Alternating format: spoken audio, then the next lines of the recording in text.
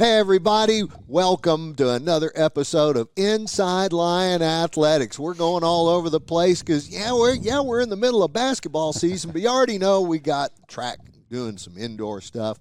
Football teams out there getting ready to work out again, right? We're getting close. Getting close. Get off the recruiting trails. There's no rest for the weary, Clint Dolezel. There's really not. We got Saturday, I guess, is the dead period that starts. So we're out hitting all the local high schools right now for 26s. We just talked about that. The high schools, you don't really get a chance to get those kids much anymore just because you got to have guys that come in and play right now. And sure. we talked about the big, group I signed when I first got here. I think it was around 21 freshmen or, high school kids coming out. That'll never happen again and anywhere probably. Yeah. No. Not you are not alone in that. It's just, it's just changed so much. It has. And we signed 3 this year. 3s, and they're coming in tomorrow and enjoying. They didn't get a really chance to visit at the time because that's a mid-year signing type deal early on. Yeah. They don't really get a chance, so we're bringing them in, let them check camps out, woo them a little bit just to let them enjoy it, and then we've got the big day on Saturday announcing our 14 new guys, transfers that we signed, and excellent. Excited about that. Good group of guys. All right, we'll save the guys for just a minute. Let's talk a little bit more about how recruiting has changed so much. I mean, you got here and you had a little, we had to figure a couple of things out, but then they added on more. They have. And changed all the rules. It'll probably change next year. Yeah. So that's just kind of what you got to do. It's only 12-15. It could happen earlier. It might change today. So my first year here, basically the recruiting class was almost done for me. When I got here in December, again, like I said, we had a lot of signees, and the coaches before me, I asked them, well, you didn't sign many JUCO guys. That's kind of gone to the side. I go, maybe. I'm about to bring that back because that's where your players are who've been playing, and that's the guys I want. I want guys that have been playing, and obviously the portals made a big deal with, getting transfers in and sure. multiple transfers. You used to couldn't do that. Obviously you could transfer at one time. You had to sit out a year if you went to a bigger school, but that's totally changed. Obviously everybody knows that now, and the 105 rosters made a big deal too that we're going to have to start with in the fall. I think we had 130 something or higher players on the team. We had to cut that roster down, and we'll cut that down even more going into the spring. We start March 4th in our spring ball, and practice 2 days and have a spring break will start there, and then we'll finish out and have our spring game on April 12th. So it's moving fast. It does, Coach. It moves really quick. Talking to other coaches, I mean, y'all are competing for players and all, sure. But you still run into each other out on the trails. What's everybody else said about the portal, the way that it has morphed into what it is? There's still a lot of guys in there that some players just don't ever come out. No, they don't, and even more so this year. There's so many guys that hit the portal just because of all these FBS schools. The same thing, that they're going to have to cut their roster down from probably 135 to 105. Mm-hmm. They're having to do that, and they did it already. So just like us, we moved on from a lot of players after the fall season. A lot of walk-ons that we feel like we can replace better. That's going to be a trickle-down effect from FBS to us. Mm-hmm. Those 25 to 30 guys that they're moving on from because they have to have a place to play now. That's right. Maybe they weren't scholarship worthy at FBS, but potentially for us they are. So that floodgate that happened, this past month was amazing. There's still a lot of really good football players out there looking for a home, and they will be even so much in the summer and going into the fall. So we'll still sign some good players between now and then. What is going to happen with high school talent? There are fewer places for them to go right now because the portal is allowing guys to hang around another year or 2 or 3 before they find out that there's nowhere for them to go anymore. It's even harder on them. Obviously, I've got my coaches out right now. We talked about Saturday being the last day, for a month and a half where we can't even talk to them, letting them know, let the coaches know kind of the situation and what's happening, and make sure they understand that it's not that we don't want their players, is we really can't get them right now. It's just not enough scholarship out there. We need scholarship for the players that are coming in and help us right now because of the revolving door of guys just jumping in the portal. We had a really good defensive end we signed last year. He got in the portal. He was going to be a good one, but he didn't want to wait his turn and went somewhere else, and that's kind of what you're dealing with now. So for us, it's guys that want to be here and guys that have been playing. We'll take a risk on a guy that's a portal guy that maybe, we've seen some potential. Maybe he went somewhere before here and didn't play much, but got some practice film and things like that, and you see the talent. Yeah, we take some chances on some, bigger schools, your Texas and your, places like that. Absolutely, we're going to do that. And it's just a hard world out there, and that's what my coaches are out there, kind of making sure we're not burning bridges with high schools, letting them know where we're at and where pretty much the whole world's at with high school kids. Who knows when it could roll back around to when the high school kids are going to be the preeminent place It'll to change. go. It'll change. It has to. There's so much, turmoil right now in this whole college game of, with the portal and the money the way it is. It's, kids don't want to leave. They don't want to go to the NFL. They can make just much money right now, if they're talented enough, obviously, to stay for a long time. Didn't somebody have a quarterback that got into court and got his 8th year approved and it's opened the door for NIL money? Yeah. Yeah, no doubt. It's a rough world out there. I mean to tell you. So some of those high school guys I had, and I just saw it on Twitter this morning from a guy that coaches at a JUCO, and he says, "We're bringing JUCO back, man. Come on, kids. This is where you can play." No doubt. And shoot, the JUCOs and the Division IIs and the Division IIIs ought to be loaded with players, which is good. That means more playing time.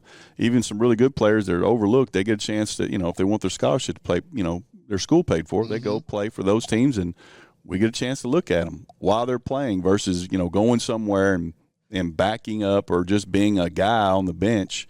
Now they can go play, and we get to see them now. So I think overall there's going to be some good things come from it. We'll be able to find some talent, even more so. JUCOs and below, obviously, I think they'll be loaded. All right, there's another thing that puts a wiggle into all of your planning. What happens if all of a sudden we're through with the transition on the 1st of July, and all of a sudden we're full-fledged FCS That'll be great. program? That'll be Won't great. it be? Jim and I talk every day. Obviously we haven't talked about the schedule yet. It's going to get released here soon. I think next week on the 4th. First two are already out. Yeah, SMU, Florida State. That's that one doesn't hurt us as far as having a weak schedule for sure. But we're still trying to filter in a spot here. We had somebody jump out on us late, and so we're trying to fill that spot. And we know we're playing at Grambling. And now we're trying to fill that other spot. So non-conference will be 4 games, and then conference now that we have 8 teams in there, and actually not playing Nichols again this year, which is weird. We'll be 3 years of not playing them again next year. So that's a weird caveat of having this many teams in a conference, which I like. It's growing. And were they going to come here, or were we going to go to Thibodaux? I have no idea. I had no idea. I hate that we, every other year, Coach, there's good eating in Thibodaux. And I hear you. All right. Okay. So all of that. Now tell us about some ball players. Yeah. No, we signed 14 at the midterm. Got them in school, which is always tough to do. They're sometimes. already enrolled. They're enrolled. It takes a little bit of time. Especially when you only got about a week to do it. We had guys here a week before school started, and still trying to get them signed and get them through the process and get them, accepted into the school, get their transcripts. There's a lot that goes into it. You need a lot of help from the school, and we did a good job of communicating with them with us, and got these guys enrolled in class, and they're settled in, and they're working out with Coach Mack. Nice work. Yeah, 14 of them. And, we had to really replace, we still do a little bit on the defensive side. A lot of guys graduate. Obviously, everybody knows we lost B-Tuck.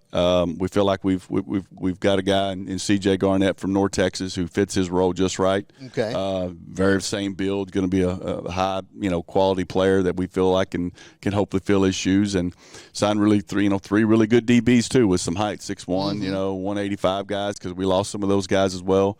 Need to find a big one, really big one. We're going to probably move to a 3-4 defense or more of an odd front. So you're going to need a good nose guard. A guy can eat up some gaps, and we have some guys, but they haven't really spread their wings and shown who they can be right now. So we're looking for one more between now and the fall. Ask Coach Townsend about big nose guards. He had one on his state championship team, Melvin McGarity. Yeah, they're pretty important, especially in that style of defense. You got to have a big nose. If not one, you got to have two. I know. I was a nose guard in high school, Coach, but you don't want me. You don't want that right there. That's pretty nasty. I mean, I don't even know if I want to be 145 pounds again, which was my playing weight. But right. I know you don't for sure. All right, what else? You got some staff moves to make.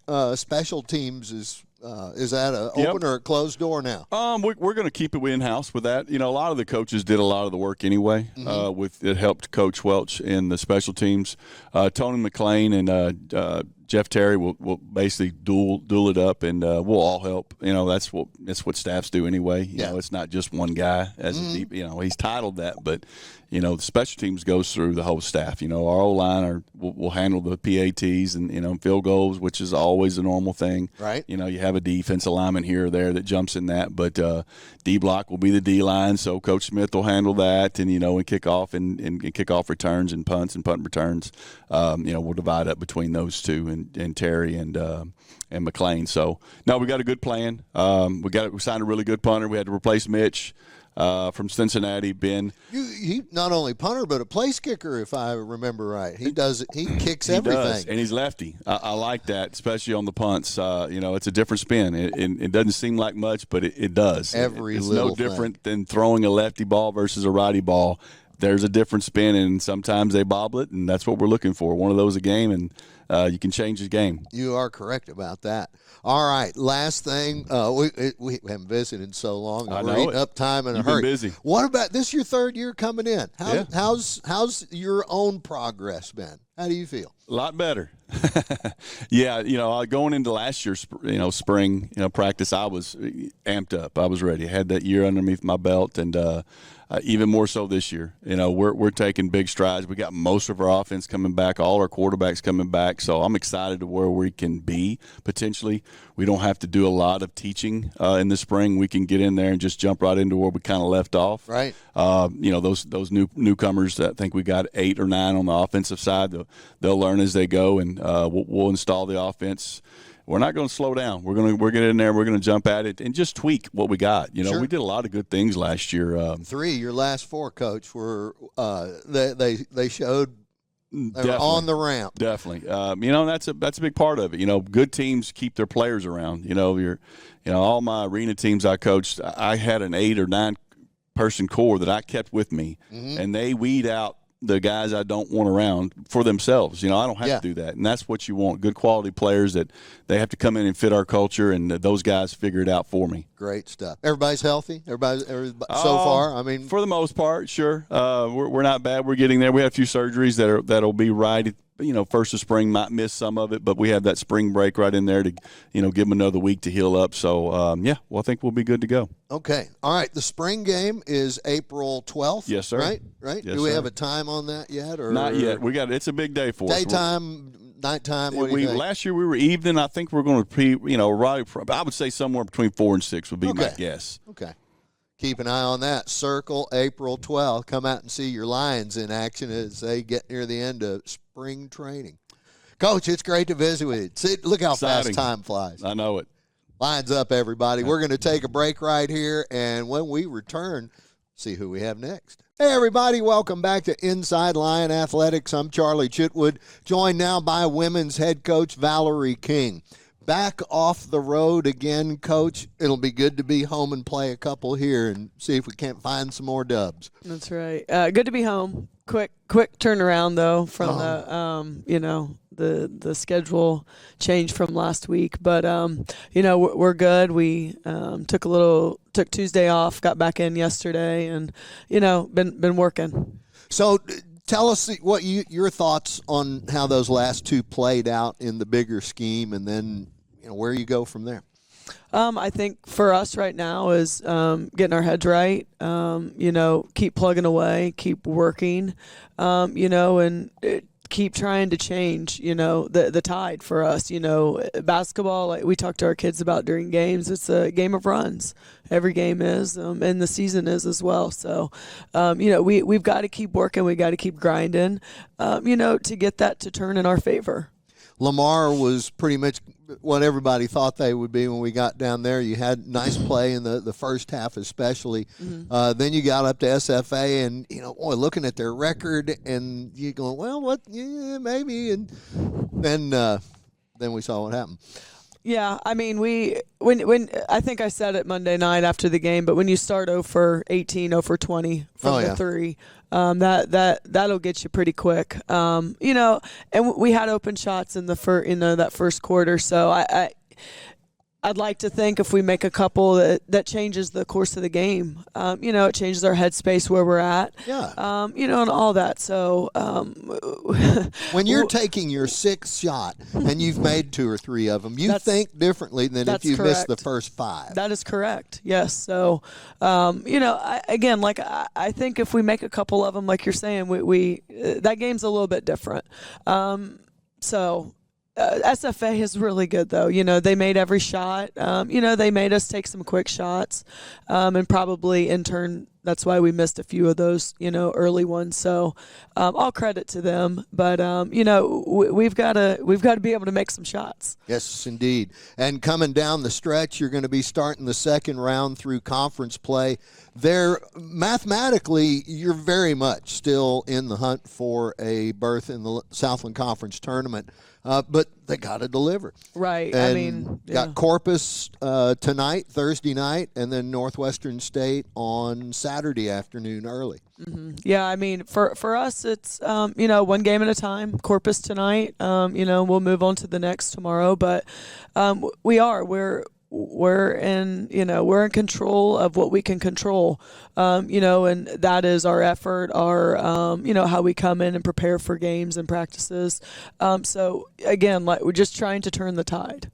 Coach Chadwick down at Corpus, his team's struggling a little bit compared to their last few years. I mean, he's the winningest coach in the Southland Conference. Right. But, what do you see? Well, all I saw from the numbers was that they're still playing defense. Yeah, their defensive numbers are through the roof. They're a really, really good defensive team. And obviously their record shows that they're struggling. They've been struggling. But when I'm watching film, they look really good. Offensively and defensively. So, we're going to have to be, on our game plan tonight, knowing what we're doing, everybody on the floor knowing what we're doing, and sticking to that game plan, and being able to defensive rebound. They rebound really, really well, and we're going to have to defensive rebound and be able to get some transition buckets tonight. Like you were saying, they're extremely sound on the defensive end, but we've got to be able to score some points tonight. When the other team has forwards and posts that are longer than yours, the key's blocking out, right? To get those rebounds. That's correct. I think last week Alva and Trin and Jazz, when you throw those 3 out there, I think they did a really good job on their 5s.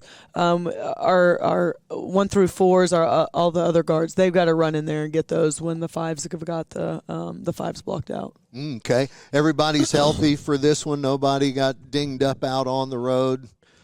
Nope, everybody's pretty healthy. Cora's got her stitches out, and the Karate Kid looks really good, though, on her. Yeah, I think Karate Kid might be over. Oh, is that? She doesn't like the rag either. No. I've never seen anybody have a mask on like she did at the start of the Thursday game, and just so frustrated with how it wasn't staying in place, and finally just chunked it. Yeah, she didn't like it. Took it off and went for the headband. So. There you go. All right. Tough kid. Gotta love that. All right, Coach, anything else? It's going to be a busy weekend, a quick weekend. That's with right. The evening game and then the noon start on Saturday. Yeah, we're just excited to get back out there, another opportunity to, get out there and, show what we've been working on in practice. All right. Lion women want to go 1-0 tonight. You can come see them do that. Tip-off is at 5:30, 6:30. And if you don't make it to the gym, well, just get on the Lion Sports Network, and they'll start at 30 minutes before that. How about it? Coach, thanks a lot. Line up, everybody. We're going to take a break, and we've got Jaret von Rosenberg to talk about the men's action right after this. Hey, everybody, welcome back to Inside Line Athletics. We go from women's basketball over to the men's side. Jaret von Rosenberg is here. Coach, tough road trip for your guys as well, but 2 opportunities in the next few days to go 1-0. Yeah, absolutely. We played really well at Lamar. Really defended well on the road, and then SFA actually had a good offensive night and didn't get the stops that we needed to. But 2 really good opponents. I know things haven't been going SFA's way, but they're a physical basketball team. They really get after you defensively. They're like a top 60 defense in the country. So. We're trying to pull the positives that we can and give our guys a lot of credit. They showed up and had a great day of work today. When you say that they were very physical, Coach, I can see Evan Phelps running into a brick wall of one of their forwards at one point, and a couple of other hard stops that were created by a defender being bigger than our guy. Yeah, well, when you look at the schedule way back in the fall and you see those travel partners, Lamar and SFA, just the style in which they play. The good thing is you kind of know, like, both, you don't have to change styles, that like that weekend you're going to get that style. But it also wears you out, and to play really well and really have a chance to win at Lamar, I just think we weren't physically up to the challenge quite against SFA. We weren't physically up where we needed to be to come away with a win. But our guys battled. It's just that we've been such a different team in the last 4 weeks than we were early.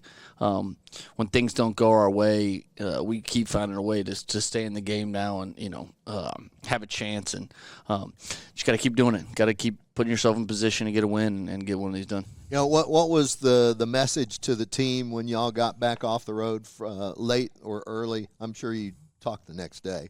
Coming back from Nacogdoches. Well, the situation is what it is. There's no we got to continue to come to work. We got to match our really good defensive days with our offensive days, and then we got to get prepared for the opponent we're about to play. Now we're going to go into where I guess Corpus haven't seen, but everywhere else we've seen already. Mm-hmm. So hopefully we'll game plan and even game plan a little bit better, and our guys will be locked in, and that'll be the push we need to get some of these wins. There is nothing like a recent memory of how you did against somebody else when you're a player too. Yeah, no, exactly, and that they're more familiar. Going into Northwestern State is our next one. A lot of opportunities on the film that we could have taken advantage of, and we did some good things. So hopefully we'll carry that over and play well on our home floor. Okay. Saturday afternoon, anything special about that Corpus game that y'all have lined up? That's Monday. Corpus is Monday. Excuse me. Northwestern. It's got to be. It's interesting with the flip flop with the women. But no, Saturday we're just we'll get ready to go. A little bit different opponent than the last 2 games we played.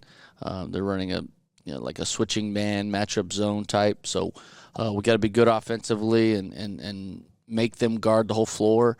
And then defensively, they really shot the 3 well against us last time. And a lot of it was our mistakes. We got to make sure we cover up the 3-point line and then, like we always talk about, like, we got to rebound. We got to put ourselves in position in that last 4 minutes. Then we got to have some guys step up and make some plays. Coach, I'm going purely off of memory, so I could be wrong. But if I'm not mistaken, the Northwestern State game at Natchitoches was one where you put your young guards out there and turned them loose a little bit and saw some good things out of them. Here in the last game or two, it's been more Casey Ugwa-Akazi and some different rotation up front. Yeah, no, we're a little banged up in some spots, but we really in that second half I think kind of found our identity, if you will. I know it hasn't resulted in wins, but we've been playing a lot better basketball since the second half of that game. So we got to build off that. Chris was a big part of that. He had a really impactful half for him, and the consistency. We're finding more consistency. We got to continue to make it a little bit better. And, we just got to get over the hump. There's not another way to put it. All right. Well, Lions get a chance to get over the hump at home. Saturday, it'll be 2:15 against Northwestern State. Come on out and see the guys. Come out and see the women. They'll start at noon.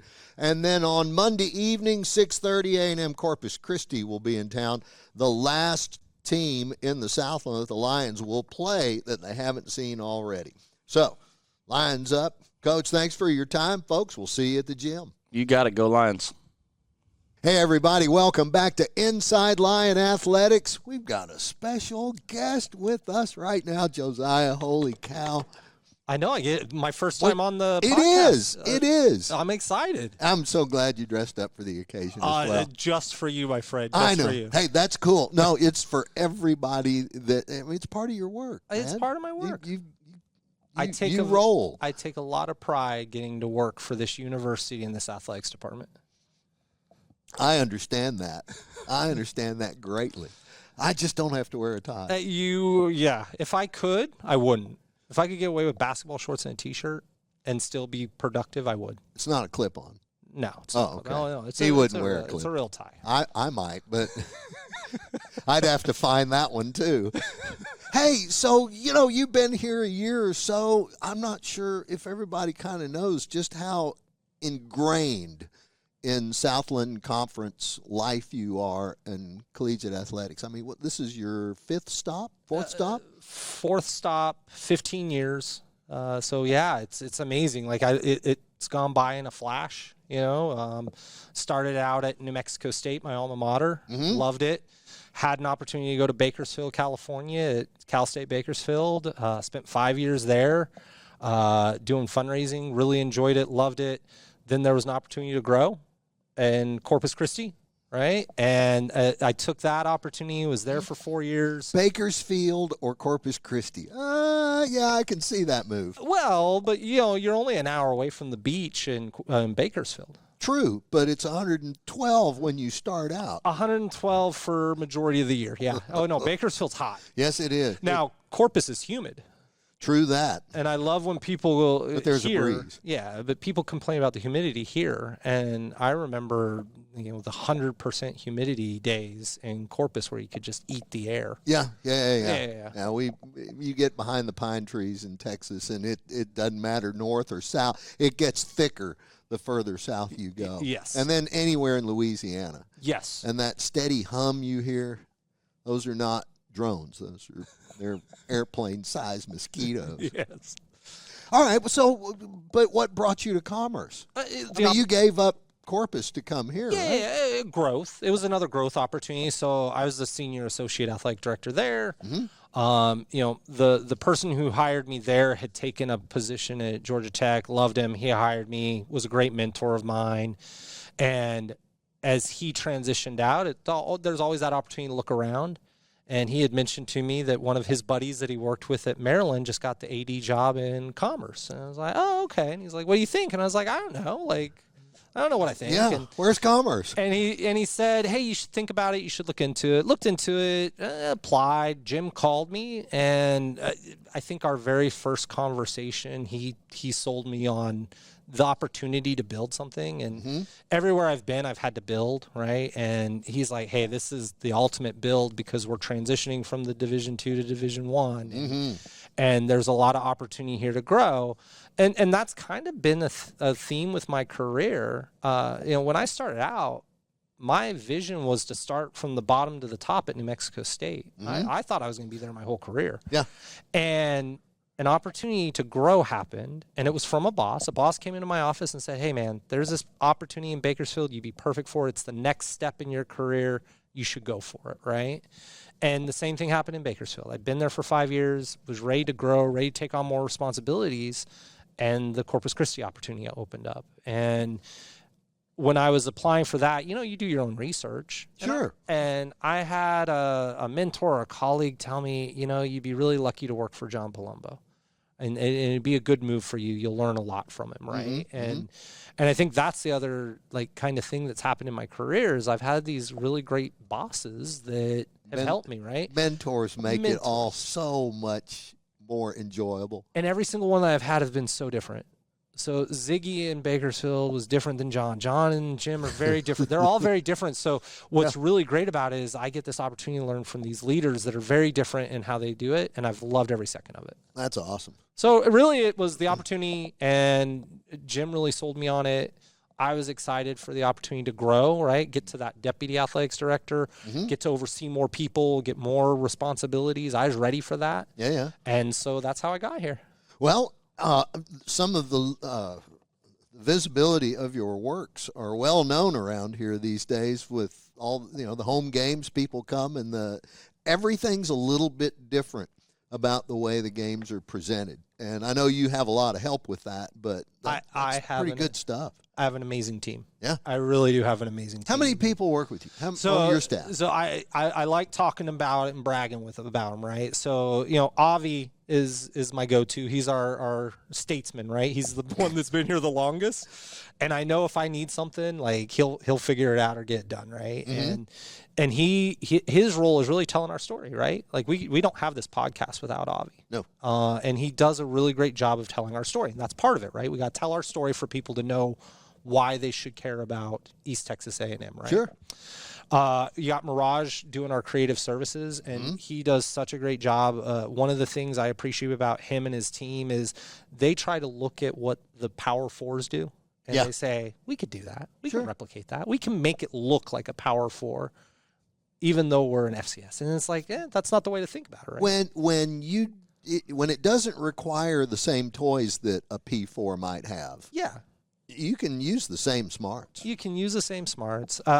We brought on Trey from Philanthropy and Engagement. He was doing major gift fundraising, and he wanted to work in athletics, and he had worked in athletics in the past. So we brought him on about a year ago to really help us with the fundraising side, and he's taken it on and owned it. And I think me and Jim have challenged him a lot, and Jim has challenged all of us a lot. But Trey has just, every time I engage with a donor that he's met with, oh my gosh, Trey is so amazing. I was like, yeah, that's why we hired him. Let me tell you what, I worked with him back in the fall when James Thrower and John Carlos were here. Yeah. And we did that special edition, and he was the one that kind of worked with everybody and kept everything moving in the right direction. And then we got Heather, who does our ticketing and sponsorship sales. And, she's, again, fairly new. I want to say less than a year here, but she is really, she loves this place. She's from the area. She was at Arkansas, came here. She's been doing an amazing job of trying to increase our sponsorships and our ticket sales. Some of those, you were talking about our game presentation, those groups that we've been bringing out. Heather has just been monumental in bringing out these groups and coordinating that. It's hard to get 100 Girl Scouts to a game. Yes, it is. But she gets it figured out, which is awesome. So, we had Jackie on our team. She was holding down the marketing side for a very long time there. I was trying to help. I was probably getting in the way more than I was helping. But we're really excited. I don't know how much I'm allowed to talk about, but we're allowed to say things on this podcast. Jim does all the time. Yeah, right? I'll let you know if you need to stop. All right. How's that? We just offered a young man. He is coming in from University of Georgia. So he's seen that level of production. So we're excited.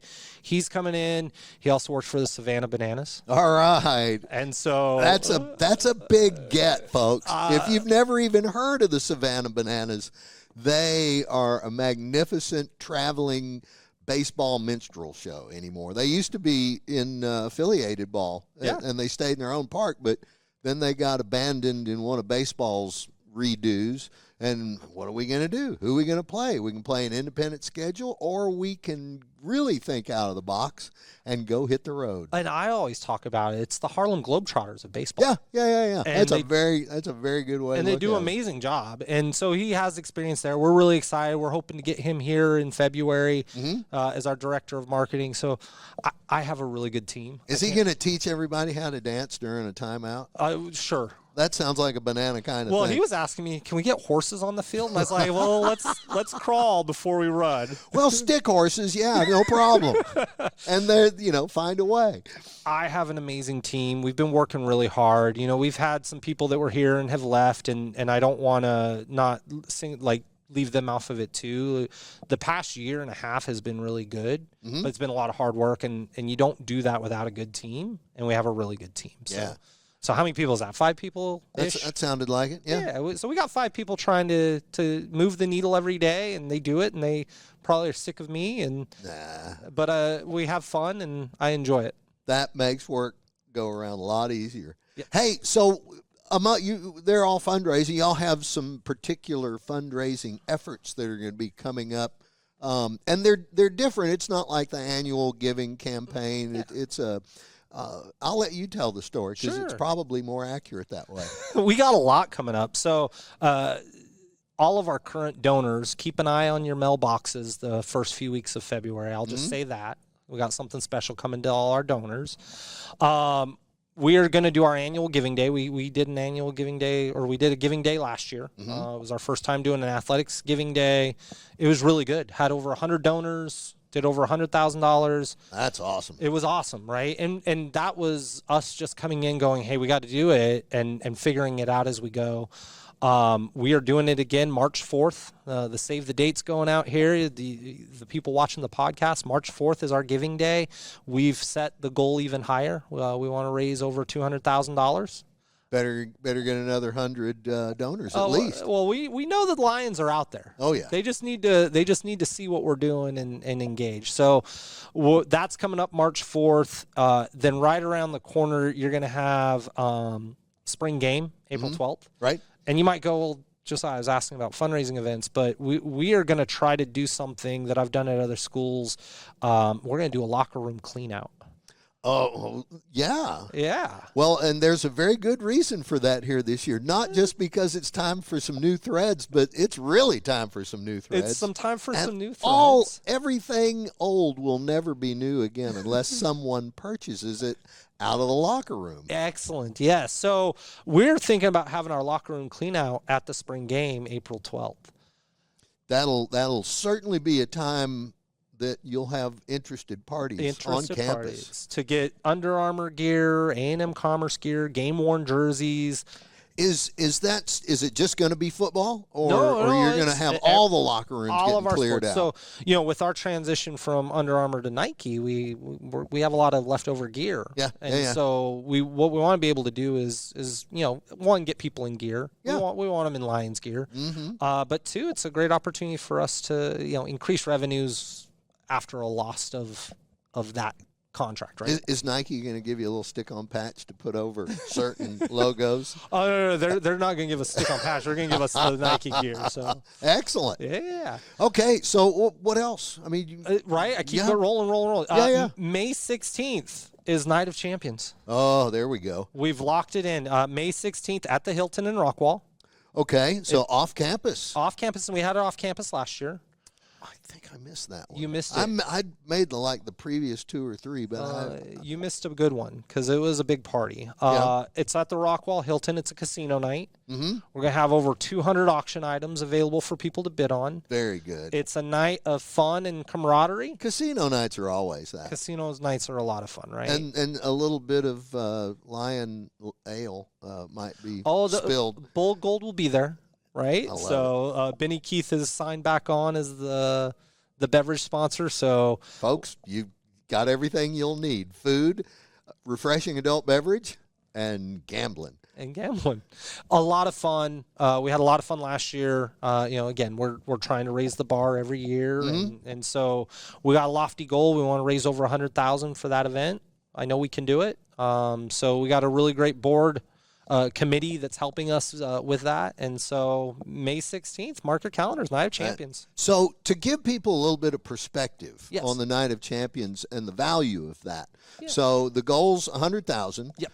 What has been the turnout? Because I know that we've been close to that, plus or minus, or maybe both. Well, we had over 200 people last year, and I'm told that that's probably the most people we've ever had at Night of Champions. Okay. I don't have the historical data. I go back to Avi, and Avi said, no, it's been like 100 people, 75 people. It hasn't been 200 people. Yeah. So right there off the bat, we had a lot of people. And I think for the fundraising wise, it's probably on par. With last year was on par with what we've done in the past. I think 100 would probably tie what we've done in the past. But you got to start building things up. You can't go. So like at the very first one, I think they set such a modest goals, like 40,000 tops. Yeah, see, better than I do. And they brought in, because it was in the spring of 2018 after, everybody had those giant, beautiful national championship rings. And they auctioned off a couple of those. There was such spirited bidding for the one ring that Coach had that when they finally got a winner, he says, all right, if you'll match him, you don't have to go over him, but if you'll match him, we'll get you another one. Yeah. So he ended up just $10,000 just like that. Yep. And that's how it happens, right? Yeah. When you have a room full of people that want to support, and it always goes back to the student athletes, right? Mm-hmm. And this is for our scholarship fund. This is to help pay for our scholarships that we offer. And those are good chances to meet those student athletes, too, because they're all there and a part of it. Not at Night of Champions. We have our coaches, but not this year. Oh, okay. Yeah. We do it in May, right after graduation. Oh, we don't got a lot of students here. Yeah, but that's what we true. did have is we had our coaches dealing. So if you want to, play some blackjack with Val King, go for it. Come on out. That's It's a fun time. Hey, if you run out of dealers and you need somebody on the roulette wheel, I can handle that. Let's have you on board. Let's see. I do. I need more celebrity dealers and roulette board. If you find somebody better. All right, man. Hey, we're running out of time, but there's so much. We can do this again. Okay. All right, let's do that again. But it's great stuff. Anything else that, there's so much going on. We got games tonight. Well, one game tonight. Yeah, one game tonight. Saturday, we're going to have a meet and greet with our football and softball teams at the women's and men's basketball games. Hey, it's great to have you on, Josiah. We'll do it again. And, folks, we're going to lines up and get out of here. Well, I think Jim Curry's going to be coming up next, so stick around. Welcome back, everybody. We're going to have a little bit more Inside Lion Athletics, and we've got the guy that is as inside as anybody in this university's campus. Jim Curry, athletic director here, and, team's been away, so that gives you a chance to get caught up on a few things while we're gone. And add a few more things to the plate, too. Yeah. Gosh, Well, that was this week. Football stuff, academic stuff, basketball stuff. You've got feasibility studies. Well, just when you think you have the football schedule done, someone calls you on Friday and says, we don't think we're coming. Oh, no. Oh, yeah. So, I don't know if Clint touched on it earlier. No, he didn't say anything about those. So, we got a call on Friday that one of our non-conference opponents is not going to come down and join us next year. So, again, those happen for a lot of reasons. But the timing's tough. But we have been able to secure a replacement for that home game. So Tennessee Tech won't be coming this year. Okay. And that was a return from when we went up there 2 years ago. Right. Will we ever see them again? Do you know? No, I don't think we'll see them again. Okay. This is it. So they're no second date. No, I don't think we're gonna have a second date there, and good folks up there, but timing's tough. But with that said, spent a better part of most of the weekend working on that, and then early part this week to replace. So we're working on some contract stuff yet, so it'll probably be a little bit premature, but we've got a verbal in place to replace that, and so excited about who that opponent is. It's a home game. So keeping a fifth home game on the schedule, which was important. And so we may actually be in a position to announce that tomorrow. If not, it will certainly be by the time we get to schedule release next week. Okay. Yeah. Good deal. So again, one of those things that you don't like, you don't expect, but just kind of one of those curveballs, but nonetheless, good outcome, I think. So all things considered. Curveballs, you just got to wait on it. You just got to wait and watch. That's it, right? That's right. And, I'll say this, too. I mean, heck, it's a quality opponent, another FCS school. The one that we are replacing, they've done some good things. So, again, we'll see if how it positions us for some success. But what's going to end up happening, actually, as a result, though, is our home opener will slide back a little bit further, too. So Halloween? Not that late. Hey, but the month of October. Everybody blocks their October, November, right?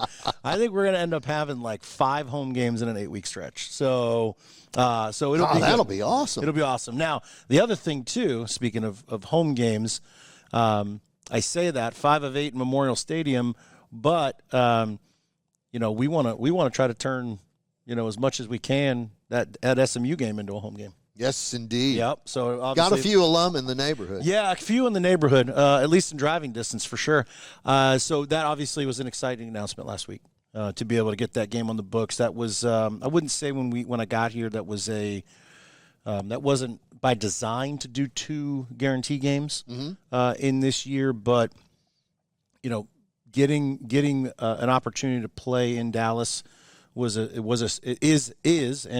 strategic priority for us, continues to be as we move along, just to have that presence there, given our proximity and just where some of our population demographics are, both from a prospective student, current student, and alumni perspective. So they're within the sound of our voice. Yes, they are. That's right. Any athletic broadcast. That's exactly right. Yeah, I've actually been driving that way and listened to you on the radio. I was going to my kids' lacrosse game one time. Oh, my goodness. And so I was on the other side of Highland Park when that happened, or University Park. It does stretch away. 100,000 watts is a lot. It is. So we're really excited about that. Like I said, not by design, but when they moved to the ACC, we had an opening. They needed a game in that week. We had been talking about, hey, just some future planning down the road. It kind of just worked. It came to us with the opportunity.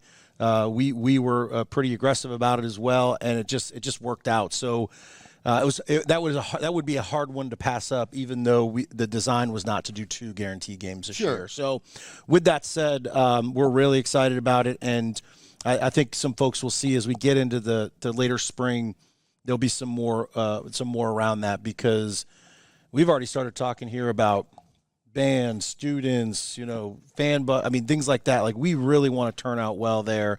It's the opener, and obviously it's right here in our footprint. They're the closest Division I school to us, so we really want to show out well there if we can.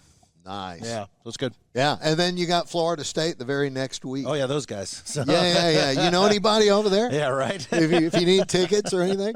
Yeah, it's funny because they put out the schedule release for the ACC last week, and you talk about the opportunity that the platform of Division I athletics provides for your university brand. Mm-hmm. Let's be honest. I mean, particularly even with the name change, right? There's still people refamiliarizing themselves with that East Texas brand.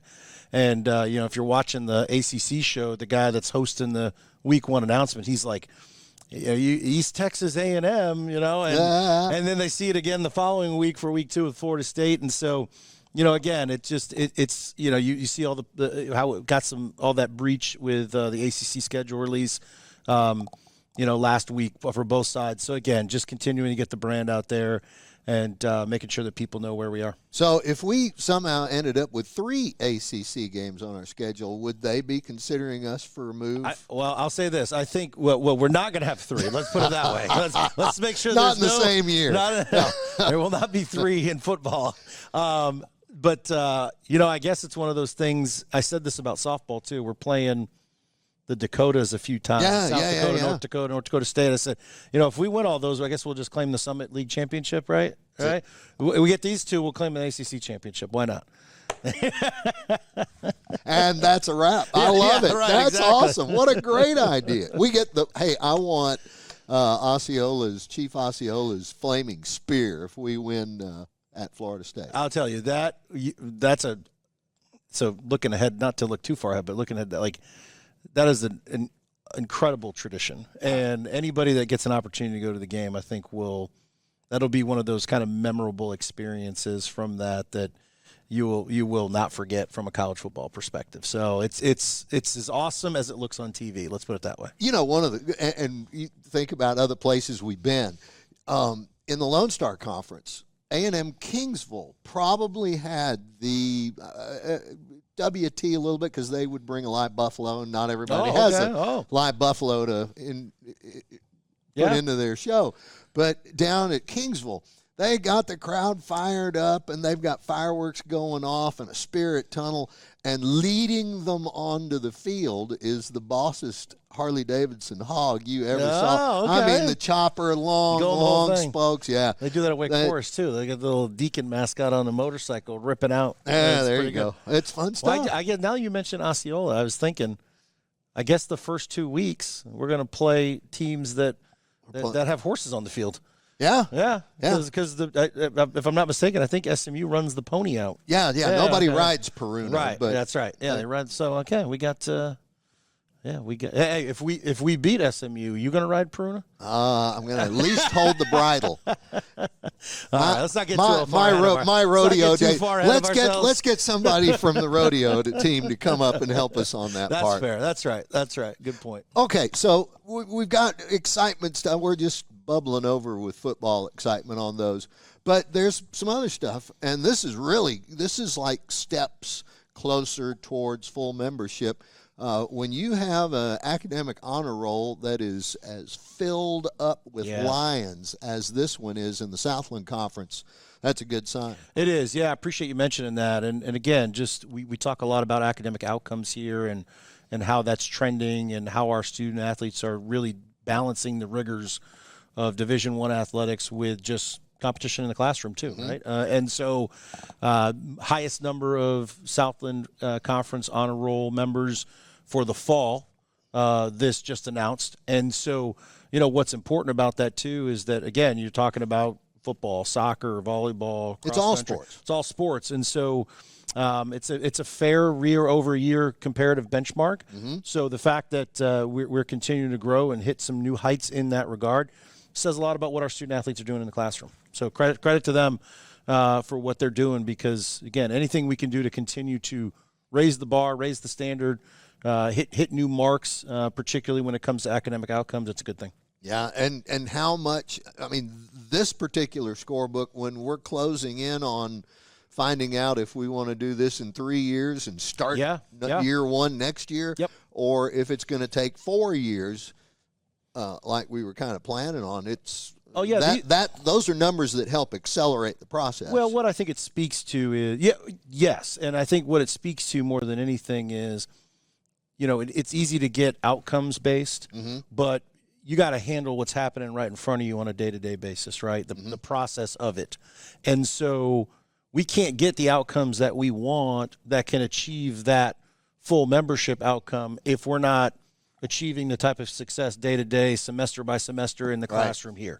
Those are aggregated, the totals that we look at in that in the full membership analysis. But this is the type of stuff that you have to do every day to get there. You can't skip the steps, right? Yeah. So, whether that's in the classroom here or what we're doing on the field and the steps we went through from year one to year two with football and just continuing to see progress and part of the process that basketball is going through right now, right? Heck, they're not happy with it.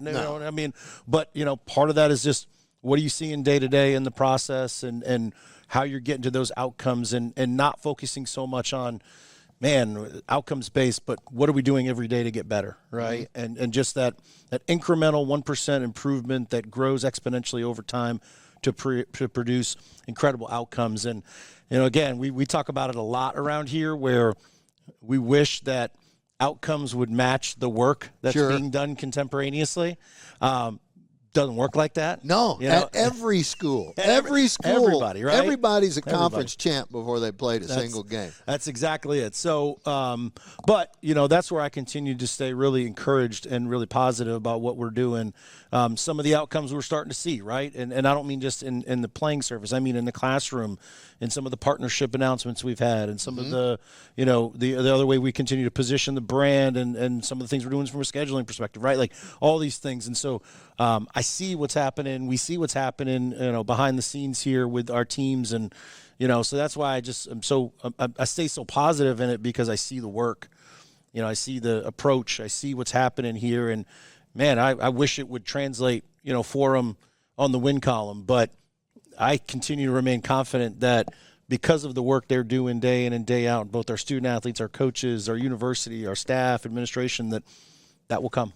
There is nobody, except maybe volleyball, that you have the opportunity to have eyes on that day-to-day when they're right outside your office. That's right. That's exactly right with hoops. So, yeah, that's kind of the one thing, too. You see it, and I think it's a credit to Coach Coach Val and Coach Jaret for, the way they've been able to keep a good mindset and a good approach through the tough time, Yeah. right? Just the challenges. Again, like, let's make no mistake about it. No one likes where we're at. I mean, the coaches will be the first to tell you, but again, the effort, the work, the approach, that's all the things you got to do today, now, to set yourself up for success later. It all translates. And so that's why I continue to just be really encouraged as we get into the back half of the conference slate that there's still some good things to come for us. Mm-hmm. And again, not just in hoops, but what we've kind of seen all across the board. So we got a good group. We got a good group across the board. Yeah, if you didn't have a good group at the top and these kind of records, you would start seeing it in the way the student athletes, just their demeanor. Yeah. And I mean, you played, I played, and I don't know what kind of teams you were on. We weren't on any great teams down at Trinity. I mean, I was able to walk on and play, but except for you. Yeah. Exactly, right. No, it was. I'm not. I have no delusions about. I didn't just miss being a draft pick or anything like that. But for the student athletes, I got another time. I get one more time to compete. I get two more times. Yeah. I got the next time to compete. Yeah. And so as long as coaches have them all in that kind of mindset. Yeah. We've got a great group. I mean, that's the thing too. And in talking with Jaret and Val, they stay really positive too, as frustrated as they get, of course, because that group continues to work hard. They continue to come with good effort. And again, I see it out here when I'm just kind of walking by and see them out there practicing. It's the same thing we talk about with football, even, right? Mm-hmm. I mean, how bad did we all feel after the McNeese game last year, right? I mean, that was tough. I mean, and it could have gone a lot of different directions, but to then turn around and get a really good win over SFA, to turn around and get another grinded out win against HCU where we were down, multiple scores in that game in the second half, to then battle with the number 5 team in the country, have the lead going into the fourth quarter, right? I mean, so I think you see the grit that kind of defines this place in a lot of different ways. And so, I still see the grit and the determination and the work that's out there. But, at some point too, I guess we gotta turn that all into it and into success. And, again, it starts with today, right? It starts with that practice right there. It starts with what happened before that and building on top of it. And so, again, I guess I'm fortunate because I get to see the work that goes into it and the day-to-day approach, and that's why I just continue to remain so positive and so confident about where we're going. Talking about that win over SFA during football, you remember that their coach used to work here. Yeah, yes, that's right. And at halftime, so he thought, he came up and just started beating me up courtside. Oh, at the game? Yeah. I was on the air trying to fight him. So you're saying he hasn't forgotten his work? No, I don't think he ever will either. Gotcha. But you didn't happen to find a misplaced axe in your bag though when you came back though? No. My bags are they're like that. It would be at one of those folding camp axes. It would have just been a hatchet then. Yeah. Fair enough. But I keep one of those in the truck. So. Oh, okay, there you go. Yeah, there you always need them. Let's see, what else we got? So while we're waiting and can't wait because it might be something really, really cool happening very soon, but we want to save it about the basketball arena. And all the possibilities. And I mean, it's beyond possibilities. It's like, when are we going to start? Yeah. But something else y'all are working on, and it's the feasibility for a new football stadium. For football, yeah. We talked about it on a previous episode. And this is 15 weeks these guys are going to be in the area spending time. Approximately, yeah. So we talked about that on an earlier episode, this engagement with AECOM for football feasibility study. And so they were on campus this week, just getting another touch point in and updating us on progress to date. So I think what we're going to see coming out of this soon is a survey for fans to get a little bit of more direct insight into what a stadium experience could feel like. Certainly test what would be possible from a premium perspective, so thinking club, loge box, that type of stuff, and the things that we don't have right now, frankly, right? Yeah. And so, that being part of that analysis, and part of it too is as we put the plan together for this and think about it and study it, just understanding the extent or the scope to which we can look at what that investment could be. So, well, you start out on campus. And then you got Commerce around campus. Yep. And then you got Hunt County around Commerce and campus. And then you've got, 5, 6 other counties around Hunt County that's around Commerce that's around campus. Well, and that's the thing. When they look at this thing, they're looking at it holistically. So it's not just about 5 days in the fall for football. Yeah. What else can this be on a day-to-day basis? What else? How else can it serve the campus and the community? What other type of events can we bring to campus? Can it support events outside of just football, a la band competition and music, right, or things like that? I noticed you didn't say track. Track part of it too, right? Okay. Yeah, track is part of the analysis too, right? Okay. For two reasons. One, because we have a track around our current venue, but also two, indoor track analysis is kind of part of this too, to study what type of market demand there could be for an indoor track in this region. So these are all the types of things that we're looking at to just understand better and make informed, data-driven decisions about what comes next. And so part of it, too, is trying to plan for growth as well, right? Yeah, and, have to. And we've talked about how growth is one of our comparative advantages here in our geography. And, so it's one of those where, okay, maybe what we need today isn't what we need. Well, again, what we need today is not what we needed 5 years ago when we were D2, right? So things evolve. We grow. What we may need 5 or 10 years from now is probably going to differ from what we need today, which is certainly going to differ from what it was when we were D2. Yeah. So this is all just part of that process, but trying to do it in a really well thought out, process-driven manner, so that we best inform what we do next. Wow. Yeah. That's so cool. Yeah. And that's going to be fun to see where it kind of comes. But I mean, sorry to cut you off there too, but hotels, retail, medical, campus, it's everything. That when you think about these types of venues and they're done well, you think about it in a 365 type of way. Yeah, well, you have to. I mean, just like when we were at Texas Tech for basketball last year or year before, they go by quickly. It's all right there that you can, there's the hotel, and, it might be on the other side of campus, and on a campus the size of Tech, you might need to drive there. But, it's all close by there, and yeah, that's exactly it. So excited to get more stuff coming there.